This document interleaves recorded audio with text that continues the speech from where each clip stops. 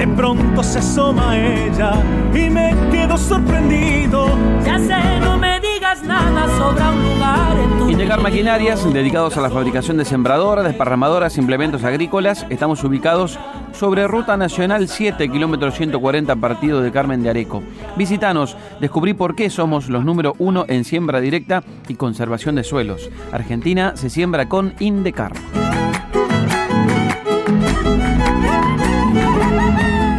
Es momento de hablar de política, de economía, de muchas cosas que han pasado en la semana. Para eso ya mismo lo saludamos a nuestro analista político Sebastián Dumont. ¿Cómo estás, Seba? Buen día.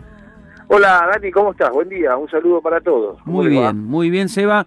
Te diría que no tenemos que ni siquiera hacer introducción, porque todo el mundo está hablando del mismo tema, que tiene que ver con la política y con otras tantas cosas más, que es lo que ha pasado en las últimas horas con el expresidente Alberto Fernández, del que cada minuto que pasa, cada hora que pasa, se siguen conociendo más novedades.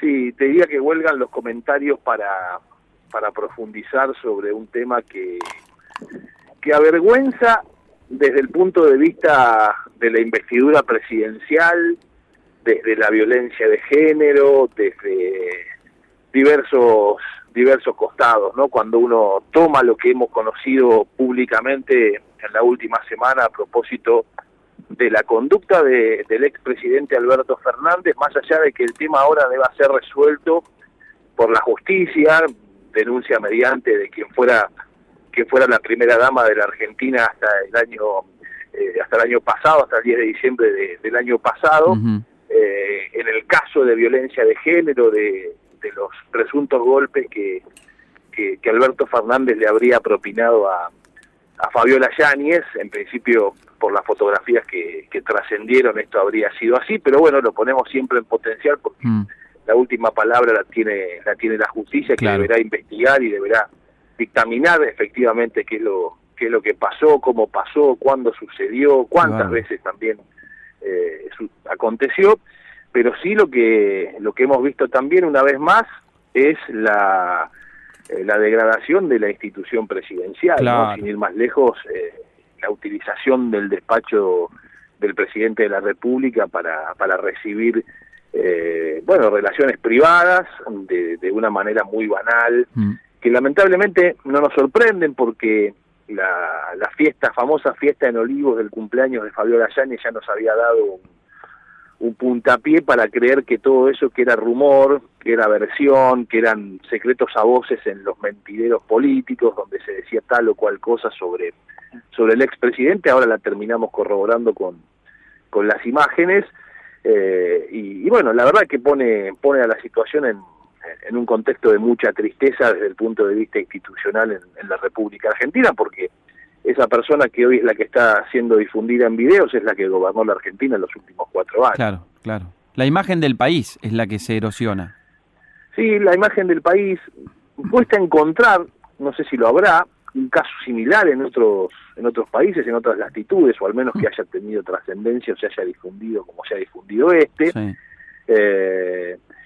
Y además por lo cínico de la situación, por la utilización del doble discurso, por ese dedo acusador de moral cuando los argentinos pasábamos por un momento muy complejo, como lo pasaba el resto del mundo con la pandemia, la incertidumbre, el miedo, el acatamiento a normas que llegaban desde lo más alto del Estado, en este caso desde la Presidencia de la Nación, que después veíamos cómo eran violadas sistemáticamente por ellos mismos, que desde un atril te decían que si no las cumplías vos eras prácticamente un delincuente. Bueno, todo eso ha entrado en enorme crisis, ¿no? Y eso, en definitiva, lo que hace es impactar una vez más sobre la credibilidad de la política, ¿no? Claro.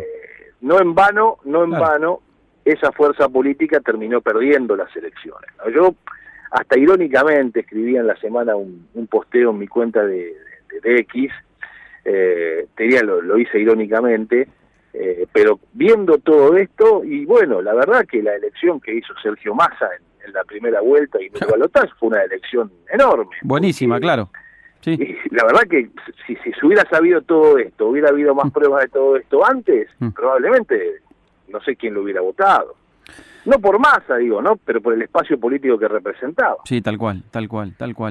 Y la situación parece que se va a ir agravando porque, a ver, tenemos por un lado lo que es la parte con Fabiola Yáñez, digamos, toda la parte de donde Fabiola en principio denunciaría además una suerte de encierro o de, no quiero decir privación ilegítima de la libertad, pero casi. Porque eso es lo que trascendió, pero por otra parte está la causa de corrupción también, digamos, y yo me pensaba, Alberto Fernández tiene una probation ya, no puede salir, por ejemplo, en el caso de lo de Fabiola con otra probation, va a tener que ser, va a tener que ir a juicio.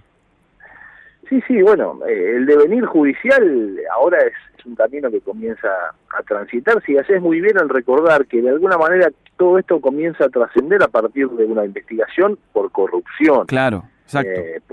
Por la existencia o la supuesta existencia de brokers de seguros que se habrían beneficiado con mucho dinero en la contratación de esas pólizas de diversos organismos del Estado y dependencias del Estado Nacional. A sabiendas que Alberto Fernández siempre fue un hombre muy cercano al rubro de los seguros, al negocio de los seguros. Esto, digamos, es una cuestión que se sabe públicamente, no porque no porque nosotros pudiésemos comprobar que él tenga participación en algún negocio del seguro, pero sí ha estado cerca del rubro porque llegó a ocupar cargos como la superintendencia de seguro en gobiernos anteriores. Fue uno de los creadores, por ejemplo, en su momento del Grupo Banco Provincia, que dentro de sus empresas contiene empresas vinculadas al seguro. Es decir, siempre ha sido un hombre relacionado con el rubro de los seguros. Las revelaciones que se van conociendo a partir de la investigación mostrarían que esas relaciones que fue tejiendo a lo largo de los años quizá en algún punto sirvieron para que alguien de su cercanía termine haciendo negocios muy rentables. Pero esa es la causa madre por la cual después empiezan a desprender o a filtrar información de todo lo que hemos observado en estos últimos días sobre la presunta violencia de género que habría propinado el expresidente sobre la primera dama Fabiola Yáñez, y además la manera en que se manejaba dentro de la Casa Rosada y de Olivos, ¿no? Tremendo, totalmente. Seba, no quiero con esto dejar de lado otras cosas que van pasando en la semana, o que han pasado, otras que van a pasar. Ya sé que este tema, estoy seguro que va a seguir siendo tema durante el fin de semana y durante la semana próxima, pero bueno, sabés que siguen pasando cosas, vos las estás siguiendo también en las redes, en tu página y en el canal de YouTube, pero me preguntaba cómo está la relación entre Javier Milei y Victoria Villarruel, porque esta semana, por ejemplo, por un lado fueron funcionarios del gobierno a una entidad del campo que es Colinagro, y después por otra parte fue Victoria Villarruel, y como que hay seguidillas de acontecimientos en donde Victoria Villarruel siempre se corta sola, se corta por otro lado. Sí. Esa relación es conflictiva, digamos, ¿no? Sin dudas. Hay una agenda paralela de la vicepresidenta. Claro. Está claro, hace su juego. Esto es así, hace su juego político, es política ella, no lo niega, no lo ha negado, hace su juego político, pero también en algunas cosas, te diría, Daniel, opera desde el Senado en línea con los intereses de la Casa Rosada. Vos sabés que hay temas sensibles a tratar, por ejemplo, está el decreto de necesidad y urgencia del Poder Ejecutivo, en el cual, por ejemplo, se le asignan 100.000 millones de pesos, algo así como 100 millones de dólares de fondos reservados a la nueva estructura de la CIDE, sí. Y esto debe ser tratado en la comisión que justamente regula los decretos de necesidad y urgencia, y la verdad que esta semana que pasó, allí en el Senado se evitó el tratamiento del mismo en función de lo que podría ser una avanzada de la oposición para que ese decreto no tenga vigencia y que después pase a diputados con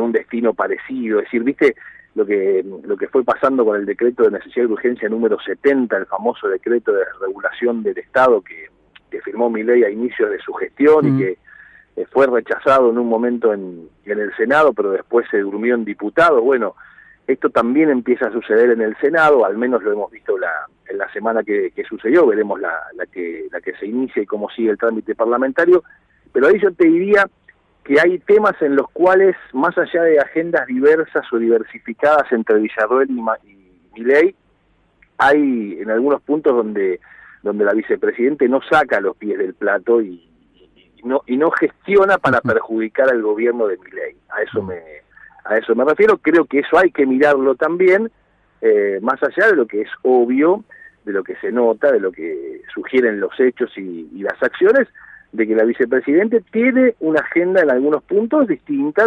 diferente, diferenciadora del presidente de la República. Y por eso es importante que el árbol no tape al bosque, porque todo esto pasa en un contexto donde se espera con mucha ansiedad el próximo dato de la inflación del mes de julio en la Argentina. Sí.